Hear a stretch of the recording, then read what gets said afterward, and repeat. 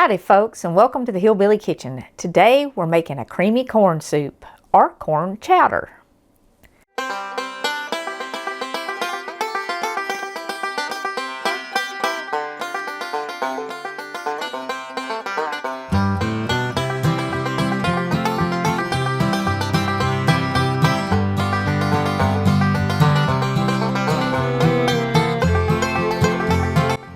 Now, the basic things you need for this are corn, onion, potatoes, and milk.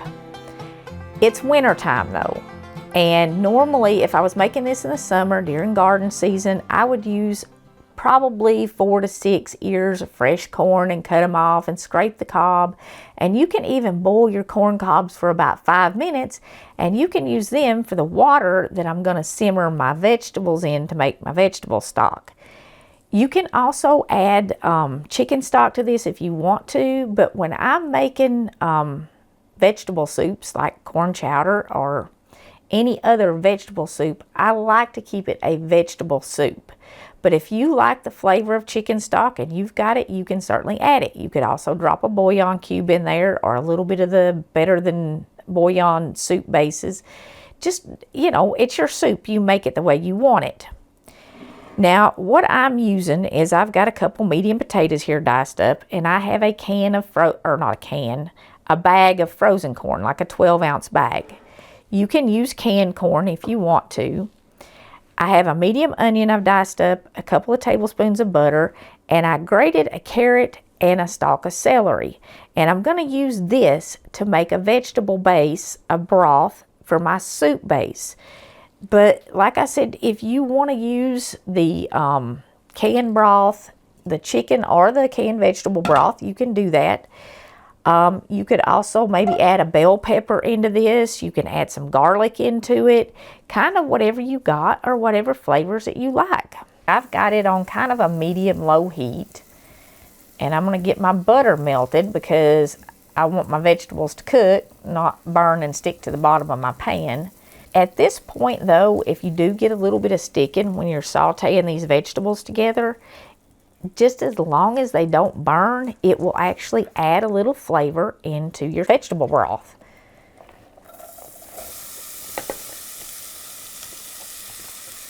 If you like celery a lot, you could chop up a couple of stalks and add it into this. And I'm not crazy about that texture, so I usually chop mine really fine. This time I had the grater out, my box grater, to grate my carrot because I wanted it really fine. And I decided, you know what, I'm going to see what celery will do if you grate it, because I do like it chopped really fine if I use it in something like this. It adds a lot of flavor. And you can grate celery. It's kind of a trick, but I figured since I had it out, I'd give it a shot. A bell pepper would add a ton of flavor. Just chop it up fine, or if you like it chunkier, you can leave some chunks in there. I'm also going to go ahead and add my potatoes in. And I've cut my potatoes up fairly small. You can leave them in bigger pieces if you want, or you can cut them up smaller.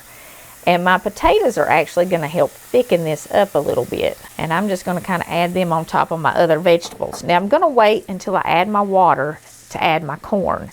And I'm only going to add enough water to this to barely cover the vegetables. And I'm going to cook them in the water until they get tender. And then I'm going to add my milk. You'll want a little salt and pepper to season it. It is just a taste. And I will say this about salt. Be very careful with your salt. You can always put salt on the table so that folks can add a little bit more. But it is much easier to put salt in soup than it is to get it out. And here's a little tip. If you happen to over salt it, you can drop a whole potato in there and let that potato cook in it, and it will soak up the excess salt. And that's true with any soup or stew or anything like that. If you get too much salt, you can drop a potato in it and it'll help take some of the salt out. So especially these days and times, we don't need to be throwing out a whole pot of anything because we spilled a little salt. So that might be a good tip to hang on to. Something I like to keep for soups, especially in the winter, is evaporated milk. Now, evaporated milk you would mix a can of water with it. Like this is 12 ounces, so you would mix 12 ounces of water with it to get about the same consistency as just milk. But what I have here is 2 cups of whole milk today. But especially in the wintertime when it's snowing, or maybe if I hadn't felt like going to the grocery store, I'll use evaporated milk in my soups because it makes it extra creamy. It turns this water that I'm cooking my vegetables in into milk pretty much. So if you're making this during garden season and you're using fresh corn and you've boiled your corn cobs, if you use the evaporated milk when you add your milk instead of just the whole milk, it will turn your corn water much creamier and your whole pot of soup will be much richer. And also this stuff is good for at least a couple of years. So it's something good to have on hand for those times when you don't feel like going to the grocery store. Maybe you're snowed in, or the hurricanes that come through, or around here we've had tornadoes that have knocked out power for days and days and days. So this doesn't need refrigeration. Keep it in your pantry a couple years and then you can pull it out when you need milk for soups, gravies, whatever. This makes excellent gravy too. Use this in your sausage gravy if you don't have enough milk. You know, maybe you getting up on Sunday morning to make breakfast and you're like, oh gosh, I forgot to get milk. Well, you can use your evaporated milk to make your gravy and then you got enough milk for breakfast. Anyway, during garden season, you can also chop up a couple of tomatoes and put in this. Just seed them and dice them up and add them into this stock. And that's really good in this. You can pretty much add anything into this that you want to. Some of y'all are going to laugh at this, but I know a lot of you are wondering, because I wondered. Being from the South, when we make soup with milk, we just call it cream soup. I kept seeing all these recipes for soup and it said chowder after it. So I got curious one day and got on the internet to look and see what the difference between a soup and a chowder was. Well, guess what? Chowder is soup made with milk. It's cream soup. And in the South, we always just call it cream soup. Cream of tomato, cream of chicken, cream of whatever. But in other parts of the country, in other parts of the world, it's chowder. So if you've always wondered what the difference is, and maybe you've been in a restaurant and you've hesitated to order the soup of the day because it was chowder, now you know. And I know some of y'all are going to laugh about that because I didn't know that. I had to look it up. But, you know, if you're not learning, you're not living. And you're never too old to learn something new in the kitchen. So now you know if you didn't. And if you did, you got a good chuckle. So either way, it's all good. Okay, my onions are starting to get tender. My potatoes are not quite yet done. But you can see here, I'm starting to get a little bit of sticking. And I don't want it to burn. So I'm going to go ahead and add my water in, which will get everything off the bottom of my pan. Not all of it. I put about half of it in, because I just want enough water in here so that they don't stick and they continue to cook and get soft. Okay, it's going to take a little bit more because that soaked up all my water, and I'm going to add my corn in here now too. Okay, I put almost that whole cup in there. Go ahead and add in the corn because we don't want it to be tough. If you watch for sales, you can get frozen vegetables pretty cheap. And especially if you're cooking for just 1 or 2 people, it's easier to divide the frozen vegetables up when you're cooking them than it is to divide up a can. I mean, once you've opened the can, it's open. But frozen vegetables, they can stay in the bag in the freezer, and especially if you've just got a few left in a bag of different varieties. That's excellent soup making ingredients right there. So if you're just cooking for 1 or 2 people, you might find that frozen vegetables actually save you money because you don't have as much waste if you find them on sale. I mean, nowadays I don't buy any groceries hardly unless they're on sale. Now I want to keep an eye on this because I don't have much water in here. And I'm only going to let this simmer maybe 5 minutes total before I add my milk, because my potatoes are cooked are cut up really small, so they'll cook fast. And all my other vegetables, like my onion was chopped super fine, and it's already cooked some. My carrots were grated. I grated my celery. Like I said, normally I'd chop it up, but I had the box grater out, so I thought I'd try it. And you can see I still have some liquid in here, but not too much. And that's what I want. You can also see probably the color of that. I mean, that is a very rich broth. So you don't really need to add the chicken broth unless you just want to. But like I said, it's your pot of soup. So if you want to add a little chicken broth to it, you go right ahead. If you've got, you know, folks in your house that are vegetarian or vegan though, this is an excellent recipe for those folks. Some stuff that I would serve with this, I would maybe have a little cheese, a little sour cream, maybe some crumbled up bacon to go with it. And if you have some bread to go with this, whether it's homemade rolls, some of that Irish soda bread would be excellent with this, or cornbread is really, really good with this. Any kind of vegetable soup, especially something that has potatoes and corn in it, the cornbread is good with it. I mean, it just goes with it. But I think the texture and the flavor of the Irish soda bread goes excellent with this. And nobody ever turned down rolls with their soup, or breadsticks. You could do breadsticks if you wanted to, and make a meal out of this. I said a lot of folks like the cheese and the sour cream and the bacon bits, so have all that stuff to go with it if you're serving it for a meal for sure.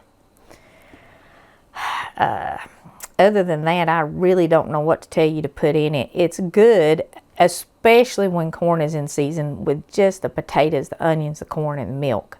I mean, that's excellent all by itself without anything else added to it. But when we don't have the fresh corn and the flavor of the fresh corn, you got to kind of help the soup out a little bit. I mean, it's January 7th. There ain't a stalk of corn anywhere inside around here right now. So we're putting some extra stuff in there to make it more flavorful. You can also season it a little bit spicy too if you want to. If you like hot stuff, serve a little hot sauce on the side with your bacon and your sour cream and your cheese. Spice it up. While we're waiting, I want to share Proverbs 27:17 with you. Iron shapeth iron, as a man shapeth the countenance of his friends.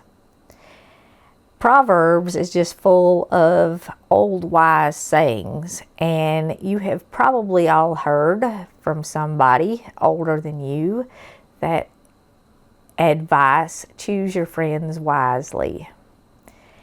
And that is certainly important for your success, for your emotional and mental well-being, even your physical well-being.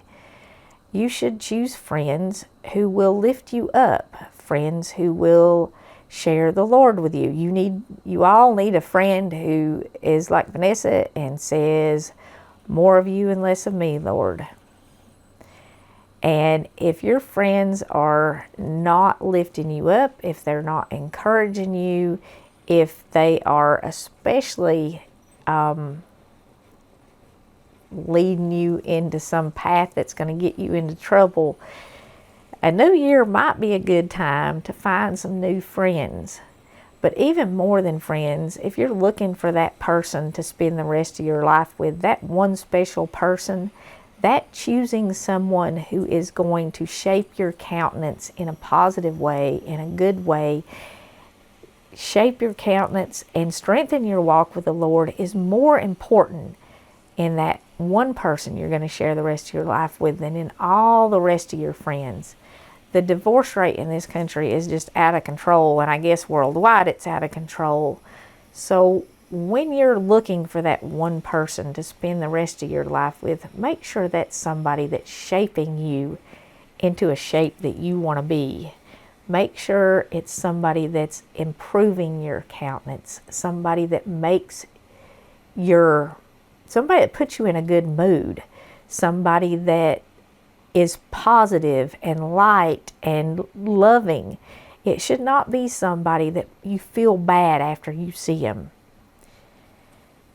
So choose your friends wisely, but definitely choose your mate wisely. Okay. I'm sure these taters are tender by now. Like I said, I cooked them or cut them pretty small. Oh yeah, they're breaking up good now. That's what I want. All right, before I add my milk, I'm going to give it a stir. And then I'm going to take this gadget over here that's for, I think some places call this a tater masher. I've never really used it to mash taters, but it's great for making soup. I like my mashed taters a little bit creamier. And what this is going to do is it's going to bust the taters up. It's going to bust up some of the corn. And it's going to get that in our soup broth. It's going to thicken it. So when we add the milk, we're not going to need to add anything else to thicken it because we've got the starch and the corn and the potatoes. And we've busted some of them up. So that's going to make our broth thick and creamy. And like I said, we're not going to need to add any flour or any cornstarch or anything to it. And it also makes the soup a little easier to eat. Now, if you like super big chunks of taters in yours, you might not want to do this. Or you might not want to do it that much. You could still do it some to get some of that starch in there, but you don't have to do it as much as I did it. Okay, now I'm going to add my milk and kind of bring it back to a boil.